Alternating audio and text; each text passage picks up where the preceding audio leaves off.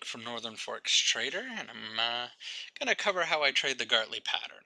Now, I'm going to do this because I know how it is being a new trader out there, and sometimes these free lessons out there are not being specific enough on how to trade the patterns.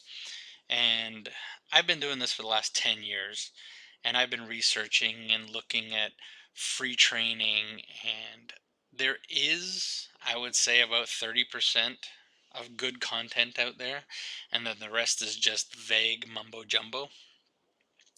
But I think I've put this channel out here to change that because I'm a regular Joe. I have a job, I work 9 to 5.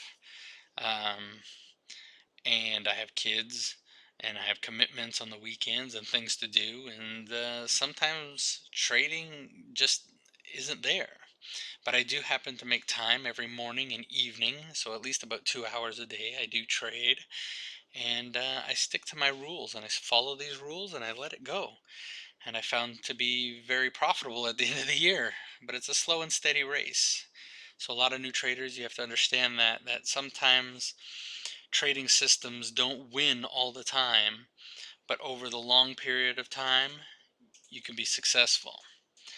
Now, I'm not a professional trader, and these opinions are only my opinions, but here is how I trade the Gartley pattern.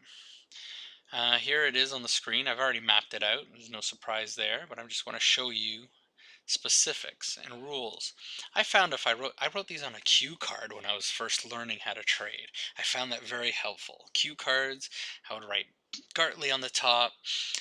XA has to be this, AB has to be that, BC has to be this. And then on the back of that cue card, I had my if-then scenarios of if it reaches this or if it reaches that, such and so forth. So that might be a little tidbit for any new traders that want to quickly reference their rules and not have a big booklet. I do have a book. I do have a binder with all my rules and mind map and everything out there. So that keeps me in line, and I go through it every morning and have my same routine. Routine. It's very robotic.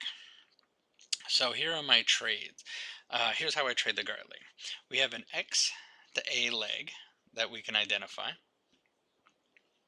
And the trend could be going like this, and up here and back down, whatever, or it could be just going from here.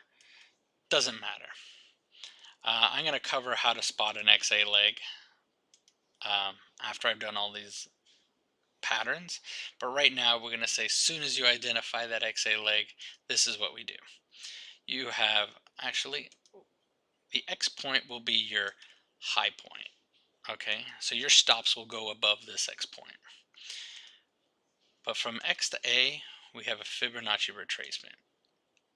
So the B point, the A to B here, has to hit a 618 of the XA leg. Okay? Now, my specific rule is that it must reach the 618. Doesn't have to be with the body of the candle, but the wick, at least the wick. But here comes the fun part. It must not touch or come close to the 786. So once the wick has passed the 618, it cannot go past. Here we have 40% between the 618 and the 786. Drop it halfway to 20%. Okay? This is what I consider to be the maximum that a wick can pass the 618. Okay? And when it gets up into here, if the wick is past here, it's too close to the 786. If we are, let me see if I can show you here. If the wick starts here and comes up, hits the 618, great, and then starts to come down. But if it comes up to this point here and it reaches that point there, I don't take the trade. It's not part of my rules. It's gone past the 50% and got too close to the 786. Okay? But the body of the candle can be down here. And the wick is right here. The body of the candle could be down here. Just talking about the wick, top of the wick. So now continuing on, we have a B point completion here that didn't go past our point. And if it comes down here to the C point, we fib the A, B leg. So here's the A to B leg. Now, these have the same rules too. The 618 must be reached at the C point. But here, same rules apply. You have a 50% zone here. So 13, 14%. Let's say there's a 50% of that.